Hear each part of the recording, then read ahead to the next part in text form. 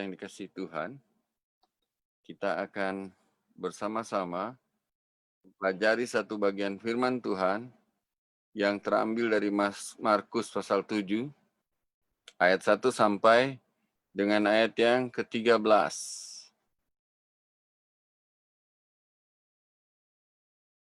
Markus pasal 7, ayat 1 sampai 13. Markus 7 ayat 1 sampai 13.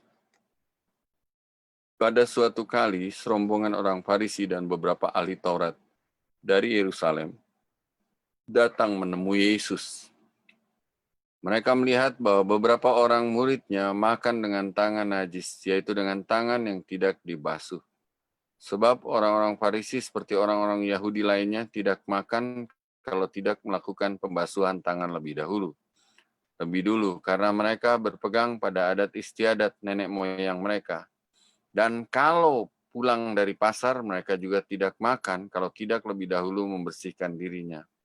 Banyak warisan lain lagi yang mereka pegang, umpamanya hal mencuci cawan, kendi, dan perkakas-perkakas tembaga. Mereka itu orang-orang Farisi dan ahli-ahli Taurat itu bertanya kepadanya, "Mengapa murid-muridmu tidak hidup menurut adat istiadat nenek moyang kita, tetapi makan dengan tangan najis?" Jawabnya kepada mereka, "Benarlah nubuat Yesaya tentang kamu, hai orang-orang munafik. Sebab ada tertulis bangsa ini memuliakan aku dengan bibirnya, padahal hatinya jauh daripadaku. Percuma mereka beribadah kepadaku, sedangkan ajaran yang mereka ajarkan ialah perintah manusia. Perintah Allah kamu abaikan untuk berpegang pada adat istiadat manusia." Yesus berkata kepada mereka, "Sungguh pandai kamu mengesampingkan firman Allah, supaya kamu dapat memelihara adat istiadatmu sendiri. Karena Musa telah berkata, hormatilah ayahmu dan ibumu, dan siapa yang mengutuki ayahnya dan ibunya harus mati. Tetapi kamu berkata, kalau seorang berkata kepada bapaknya dan ibunya, apa yang ada padaku yang dapat digunakan untuk pemeliharaanmu, sudah digunakan untuk korban, yaitu persembahan kepada Allah, maka kamu tidak membiarkannya lagi berbuat sesuatu pun untuk bapaknya atau ibunya. Dengan demikian firman Allah kamu nyatakan tidak berlaku demi adat istiadat yang kamu ikuti itu. Dan banyak hal lain seperti itu yang kamu lakukan." Demikianlah firman Tuhan. Jemaat yang dikasihi oleh Tuhan Yesus Kristus, mari kita bersama-sama memperhatikan akan firman Tuhan pada hari ini. Saya mengambil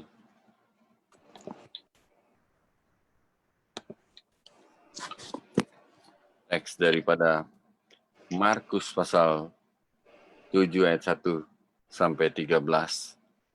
Mungkin bagi Bapak Ibu Saudara yang suka belajar teologi, yang sudah lama melayani, bahkan sudah mengembalakan jemaat, teman-teman yang jadi pengajar di sekolah teologi dan Alkitab pada hari ini, saya ingin mengajak bersama-sama dengan jemaat Dover CRC yang sudah 16 tahun usianya.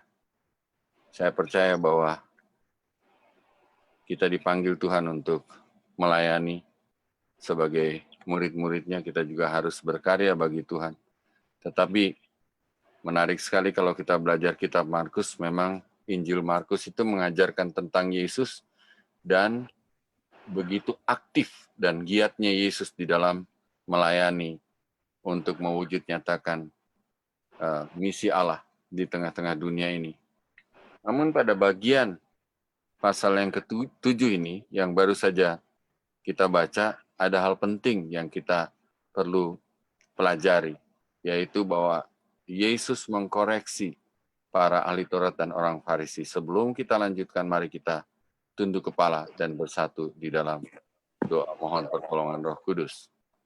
Allah Bapa yang Maha Kasih, kami mohon Roh Kudus-Mu memberikan penerangan rohani, sehingga ketika khotbah ini disampaikan, atau pengajaran firman Tuhan ini disampaikan, Roh Kudus menuntun semua pendengar-Mu kepada kebenaran. iman dan rohani kami diteguhkan, dan hamba-Mu yang menyampaikannya juga Tuhan lindungi, supaya dia hanya menyampaikan kebenaran-Mu saja. Sehingga sungguh hal ini akan memberikan kepuasan atas dahaga rohani yang dibutuhkan untuk dikenyangkan oleh firman-Mu ini. Terima kasih Bapa, di dalam nama Yesus kami serahkan waktu pemberitaan firman Tuhan pada malam hari ini. Amin.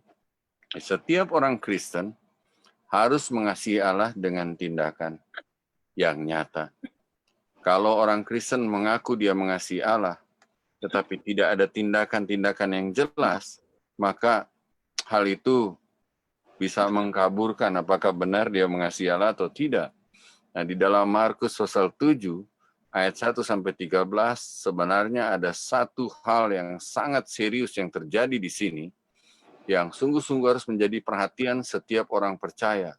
Karena yang dikritik atau yang ditegur adalah mereka yang seharusnya memuaskan umat Allah dengan hal yang diinginkan oleh Bapa di surga. Di mana Bapa di surga menghendaki umat Allah hidup di dalam mengutamakan Allah, hidup di dalam beribadah kepada Allah dengan benar, hidup di dalam ketaatan kepada perintah dan hukum-hukum Allah. Tapi di sini kita melihat bahwa Yesus ketika dia berhadapan dengan ahli Taurat dan orang-orang Farisi yang sengaja mencari dia, datang mencari dia, mereka mengkritik akan Tuhan Yesus. Kita melihat di dalam pembacaan tadi, dan yang sungguh serius adalah orang-orang Farisi ini seolah-olah mereka lebih baik knowledge-nya atau pemahaman firman-Nya daripada Tuhan Yesus sendiri yang adalah firman itu. Hal ini tidak keliru oleh karena di sepanjang zaman itu ada ilah-ilah yang berusaha untuk menutupi pandangan kita terhadap Allah. Sehingga kita memiliki keterbatasan atau kemampuan untuk melihat akan Tuhan dan firman-Nya dengan baik, dengan jelas. Karena itu, setiap kali kita mau belajar firman Tuhan pun, kita selalu berdoa, Tuhan, biar Roh Kudus turun, biar Roh Kudus menolong kita, bukan turun, menolong kita untuk memberikan penerangan rohani kepada kita, sehingga kita dibukakan terhadap kebenaran firman Allah. Tapi luar biasa, di sini teguran yang Tuhan Yesus sampaikan itu dahsyat sekali. Dia mengatakan kepada murid-muridnya, waspadalah terhadap ajaran yang isinya adalah perintah manusia. Waspadalah terhadap ajaran-ajaran nenek moyang yang diterapkan atau dilakukan oleh ahli Taurat dan orang Farisi pada waktu itu. Ketika Yesus dikritik, kenapa anak-anak murid-muridmu tidak cuci tangan? Ya, Yesus menjawab mereka di dalam pasal 7, ayat 6, jawabnya kepada mereka, benarlah nubuatan Yesaya tentang kamu, hai orang-orang munafik. Sebab ada tertulis bangsa ini memuliakan aku dengan bibirnya, padahal hatinya jauh daripadaku. Percuma mereka beribadah kepadaku, sedangkan ajaran yang mereka ajarkan ialah perintah manusia. Perintah Allah kamu abaikan untuk berpegang pada adat manusia. Yesus berkata pula kepada mereka, sungguh pandai kamu mengesampingkan perintah Allah, supaya kamu dapat memelihara adat istiadatmu sendiri. Saudara-saudara yang dikasihi oleh Tuhan Yesus Kristus, di sini sangat dibutuhkan dan diperlukan oleh para pengajar firman Tuhan, para ahli teologi, para gembala, dan mereka yang sudah terpanggil untuk melayani Tuhan, untuk senantiasa menguji setiap ajaran kita. Apakah ajaran kita benar-benar murni ajaran dari Allah yang harus disampaikan untuk mengajar murid-murid Yesus, atau untuk disampaikan kepada generasi kita, supaya generasi kita mendengar ajaran yang sehat, ajaran yang benar, yang datang dari Allah. Di sini kita melihat bahwa ada penekanan-penekanan kepada praktek-praktek untuk menjaga kebersihan. Bukan hal yang buruk tentunya kan, itu sesuatu yang baik, sesuatu yang patut untuk diperhatikan demi kesehatan kita, kesehatan lingkungan kita, apalagi seperti di masa pandemi ini, ya. Tetapi kita melihat bahwa tujuan daripada ahli Taurat dan orang Farisi ini datang kepada Tuhan Yesus tidak dengan tujuan yang baik. Hati mereka sudah merancang satu kejahatan untuk mencari kesalahan dari Tuhan Yesus. Dan di dalam kemahatauan Tuhan Yesus, dia langsung menegur ahli Taurat dan orang Farisi ini tanpa menggunakan bahasa-bahasa kiasan atau peribahasa atau perumpamaan, tetapi straight to the point. Ya, perintah Allah kamu abaikan. Ya, kamu pandai mengesampingkan perintah Allah. Sangat menyedihkan kalau pada generasi kita hari ini, kita sebagai anak-anak Tuhan, hamba-hamba Tuhan, orang-orang Kristen, tidak pandai untuk berpegang kepada perintah Tuhan.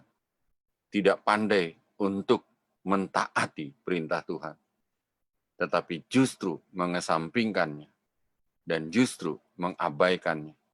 Hal ini yang tidak diinginkan oleh Tuhan.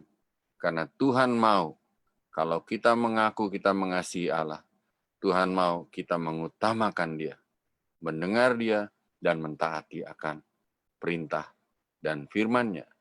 Yang kedua di sini kita melihat bahwa setiap orang Kristen harus mengasihi Allah. Karena itu mereka harus tahu kebersihan rohani itu lebih penting daripada kebersihan jasmani. Tuhan menghendaki umatnya untuk hidup kudus karena Allah itu kudus, ya, di dalam 1 Petrus 1 disampaikan akan hal itu. Ayat 15 dan 16. Kita harus hidup kudus karena Allah itu kudus. Nah, orang Farisi yang mencari kesalahan-kesalahan Tuhan Yesus ini, dia mula-mula datang kepada Tuhan Yesus dengan mencari kesalahan murid-muridnya. Ya, murid-muridnya dicari kesalahannya karena makan dengan tangan yang najis, yaitu dengan tangan yang tidak dibasuh. Ya. Lalu mereka mengajukan pertanyaan, mengapa murid-muridmu tidak hidup menurut adat istiadat nenek moyang kita, tetapi makan dengan tangan yang najis. Sekali lagi, jemaat yang dikasihi Tuhan, hal ini jelas sekali bahwa target daripada orang-orang Farisi sebenarnya bukan murid-murid, target mereka adalah Tuhan Yesus. Kalau murid-muridnya bisa dipersalahkan, maka yang salah adalah gurunya. Karena itu, saya mau mengingatkan kita, saya sebagai gembala, pengajar, teolog sebagai pengajar, entah itu di kampus, ya, atau di sekolah-sekolah Alkitab, entah sekolah Alkitab malam, sekolah Alkitab liburan, atau apapun namanya. Kita harus selalu waspada. Karena kalau murid-murid kita bisa ditarget, ya, kesalahan dan kekeliruannya, sebenarnya target mereka bukan murid-murid. Yang ditarget adalah Tuhannya, apa yang dipercayanya, ya, apa yang diyakininya. Karena itu, mengajarkan kebersihan rohani kepada murid-murid kita lebih penting daripada mengajarkan kebersihan jasmani, walaupun kebersihan jasmani diperlukan apalagi di masa pandemi ini, ya. Tetapi jangan sampai keliru. Kita harus memperhatikan murid-murid kita supaya hidup suci dan benar di hadapan Tuhan, gitu ya. Kita harus memperhatikan mereka, bagaimana mereka berjalan, bagaimana mereka hidup. Saya bersyukur bahwa ketika saya masih di seminari dulu, istri rektor kami yang juga adalah doktor di bidang pendidikan Kristen, lulusan dari Biola University, Dr. Sarya Marantika, dia sangat strict mendisiplin kita. Bahkan dia membuat peraturan-peraturan yang sangat ketat. Karena dia mengkaitkan apa yang diberikan di seminari yang mendisiplin kita akan menjaga hidup rohani kita waktu kita keluar dari seminari. Dan semua yang diajarkan kepada kami memiliki dasar dan fakta sejarah yang ada di dalam Alkitab yang diterapkan di dalam kehidupan kami supaya kami jangan jatuh di dalam dosa yang sama. Misalnya apa yang terjadi kepada Raja Daud, ya, karena terlalu leha-leha jatuh. Gitu ya. Apa yang terjadi kepada Simpson, ya, yang mengabaikan hal itu. Tetapi luar biasa, Yusuf mendisiplin dirinya karena dia ingin hidupnya selalu bersih dan tidak ternoda oleh dosa. Sehingga waktu pencobaan datang dengan mudah dia lari karena dia mau memandang Tuhan. Dan sebagai ekspresi ketaatannya kepada Tuhan, dia menjaga kesucian hidupnya. Kebersihan rohani itu lebih penting daripada kebersihan jasmani. Namun demikian, untuk hari ini saya ingin tegaskan kepada Bapak Ibu sekalian, jemaat sekalian, untuk memperhatikan kemana-mana pakai masker. Jangan lupa cuci tangan, jangan lupa jaga kebersihan, social distancing. Tetap harus dijaga. Tetapi jangan melupakan perintah-perintah dan hukum-hukum Tuhan. Firman Tuhan harus kita tekuni, harus kita pelajari. Nah, hari ini banyak gereja yang mengajarkan atau menekankan love your neighbor. Kasihilah sesamamu. Itu betul firman Tuhan. Dan actionnya memperjuangkan penghapusan rasialisme, memperjuangkan persamaan hak, ya, tetapi mengizinkan untuk melakukan aborsi. Mengizinkan perilaku-perilaku yang bertentangan dengan firman Tuhan. Mengizinkan untuk melawan pemerintah yang sah. Tidak menghormati orang tua yang semakin marak pada saat ini. Kasih kepada Allah terikat kuat pada ketaatan terhadap perintahnya dan hukum-hukumnya yang berlaku secara otoritatif dan absolut. Artinya mutlak harus ditaati oleh semua orang percaya. Dipercayai sebagai sesuatu yang benar dan suci. Itu berarti semua penafsiran Alkitab atau Bible study ataupun berbagai ajaran yang mengatasnamakan kebenaran firman Tuhan tetapi tidak bertautan ataupun bersentuhan langsung, ya, tetapi di dalamnya terkandung atau terkait atau bersentuhan langsung dengan kenajisan dan dosa yang tertera dalam Alkitab, di mana dosa-dosa itu disebutkan sebagai dosa yang terlarang.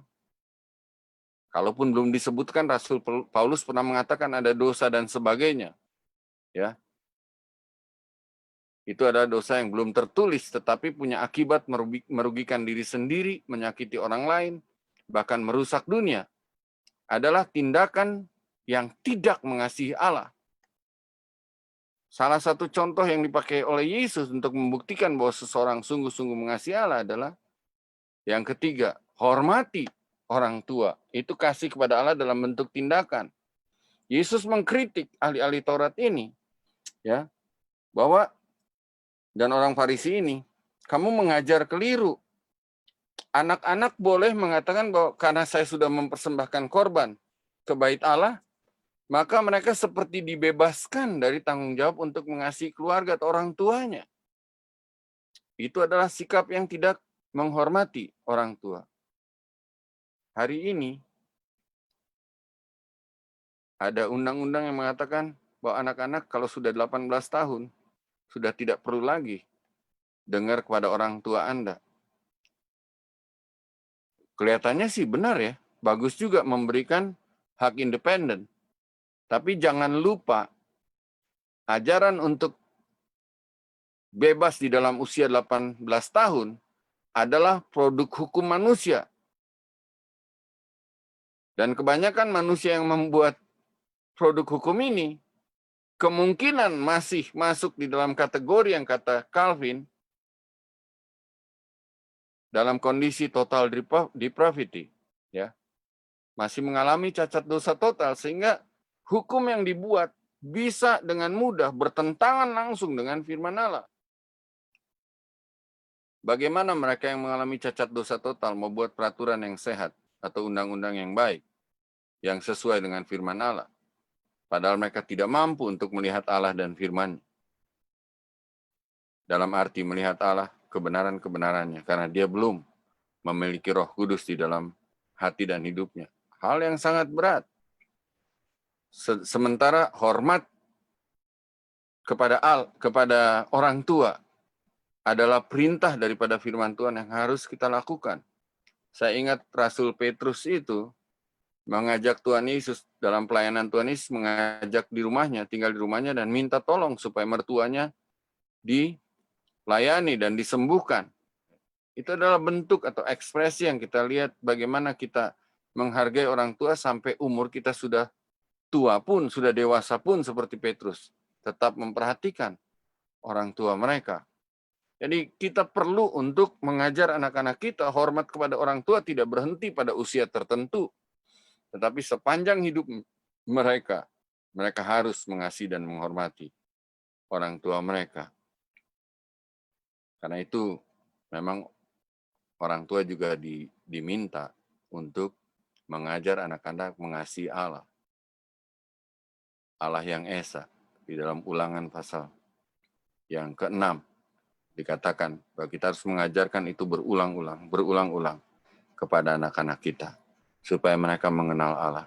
Karena kalau anak-anak menghormati Allah, dia juga akan menghormati orang tuanya dengan baik dan benar. Sangat menyedihkan, ahli Taurat dan orang Farisi terperangkap dengan tradisi, dengan ajaran nenek moyang, dan mereka berani untuk meninggalkan firman Tuhan. Hari ini kita diingatkan bersama-sama. Kalau kita mengasihi Allah dan kita mengatakan kita beribadah kepada Allah, kita melayani Allah, kita melayani Tuhan kita Yesus Kristus, kita harus kembali introspeksi diri. Apakah saya benar-benar mengutamakan Allah dalam hidup saya? Apakah saya benar-benar rajin untuk menjaga kekudusan hidup saya? Dan apakah saya sungguh-sungguh menghormati orang tua saya dengan kasih seperti kita mengasihi Allah kita dengan sungguh-sungguh. Kiranya firman Tuhan ini boleh menjadi berkat bagi kita sekalian. Amin.